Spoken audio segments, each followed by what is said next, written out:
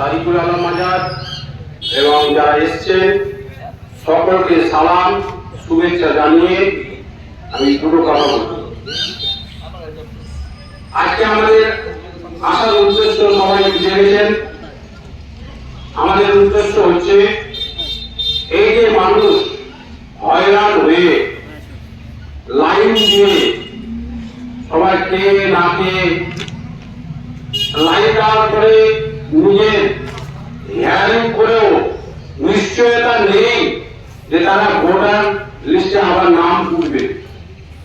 আপনারা জানেন প্রথম যখন এস কুমার বলেছিলেন যে কিচ্ছু করতে হবে না, আমি একজন বিএলও, সেই হিসাবে আমরা কাজ করতে চাইছিলাম না।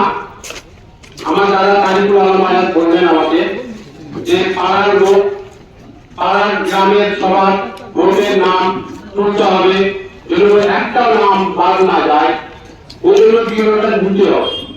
আমি তার জন্য বিডিও অফিসে আর কোন কথা বলিনি, বিএলও হয়ে গেছিলাম। প্রথম দিন যখন যুদ্ধকালীন পরিস্থিতিতে যখন কাজ করতে হয়, রাত জেগে জেগে, রাত 3টা 4টা জেগে জেগে 2000 এবং 2002 এবং 2025-এ যে ভোটার লিস্ট তাকে ম্যাপিং করতে হয়, একদিন দুদিনে যখন বলে আজকেই করতে হবে সেই দিনই করে ফেলতে হয়েছে আমাদের বিএলওদেরকে। আমরা যদি ভিডিও সাইজ করতে পারছেন, এই ভিডিও অযোগ্য ভিডিও, আপনারা জানেন এই ভিডিও কোনো কিছু বোঝেন না, কাজে কোনো কাজের কিছু বোঝেন না। ইনি ডব্লিউবিসিএস অফিসার পড়ে হয়েছেন না না পড়ে হয়েছেন আমার কিন্তু জানা নেই।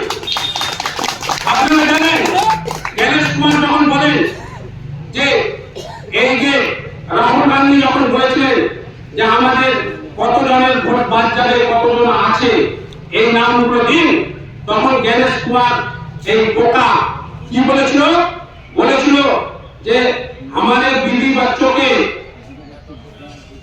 फोटो साझे करना चाहिए क्या? ওই জ্ঞানেশ কুমার, গাধা জ্ঞানেশ কুমারকে দেখা উচিত। আজ আমাদের মা বোনেরা কত লাইনে লাইনে এসে দাঁড়িয়ে থাকছে, এটা ঠিক করা হয়েছে নাকি?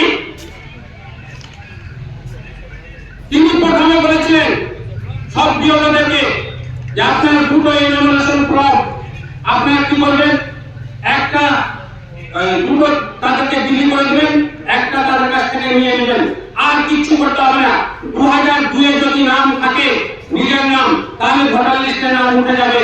আর যদি নিজের নাম না থাকে তাহলে বাবা, কাকা, দাদু, দিদা যারই নাম থাকবে তার সঙ্গে ট্যাগ করে আপনারা লিঙ্ক করে আপনাদের ভোটার লিস্টে নাম উঠে যাবে। তখন এই মোদিজি কি বললেন তাকে? তা হবে না, তুমি বুঝতে পারোনি। এই জ্ঞানেশ কুমার, তোমাকে যে আমি নির্বাচন কমিশনার করেছি, তোমার হুঁশ নাই, কিছু লোককে বাদ দিতে হবে। তখন জ্ঞানেশ কুমার বলছে তারা যদি আমার নামে কেস করে দেয় সুপ্রিম কোর্টে, তাহলে আমি কি করবো? আমাকে রক্ষা কবচ দিতে হবে। যারা এই বিরোধীরা এবং পাবলিক আর যে কেউ হোক, তারা আমার প্রতি কোনো কেস ফাইল না করতে পারে সুপ্রিম কোর্টে, তার জন্য আমাকে রক্ষা কবচ দিতে হবে। মোদীজি তো এখন সর্বের সেরা, এখন তার হাতে পার্লামেন্টে সব শক্তি। তিনি বলে যা দিলাম তোকে, তুই যা ইচ্ছা তাই কর, যা ইচ্ছা তাই কর। জ্ঞানেশ কুমার নিজে এক কথা বলেছিল যে শুধু ইনোমিনেশন ফর্ম তোমরা নিবা এবং একটা নিয়ে নিবা এবং একটা তাদেরকে নিয়ে নেবে।